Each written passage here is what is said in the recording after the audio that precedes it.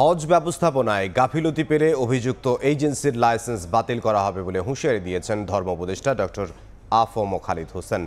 সকালে রাজধানীর ওসমানী স্মৃতি মিলনায়তনে তিনি বলেন, সুষ্ঠুভাবে হজ ব্যবস্থাপনায় প্রয়োজনীয় পদক্ষেপ নেওয়া হয়েছে।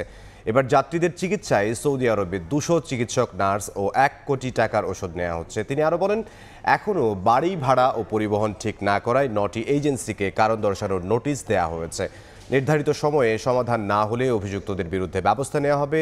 এবছর 5200 জন সরকারিভাবে নিবন্ধন করেছেন আর বেসরকারিভাবে নিবন্ধন করেছেন 81,900 জন। তবে এজেন্সির অবহেলার কারণে 10,487 জনের সুষ্ঠু ব্যবস্থাপনা নিয়ে শঙ্কা দেখা দিয়েছে। আমরা নার্স, টেকনিশিয়ান, ফার্মাসিস্ট, ডাক্তার মিলে 200 জন নিয়ে যাচ্ছি। আমাদের হাসপাতাল থাকবে, অ্যাম্বুলেন্স থাকবে, 1 কোটি টাকার ওষুধ নিয়ে যাচ্ছি আমরা। এজেন্সির অবহেলার কারণে, অব্যবস্থার কারণে, মন্ত্রণালয়ের নির্দেশনা না মানার কারণে আমরা 8 বার রিমাইন্ডার দিয়েছি, শোকজ করেছি। কেন তুমি হাজিদের কাছে টাকা নিয়ে ঘর ভাড়া করছো না? No response has it bin.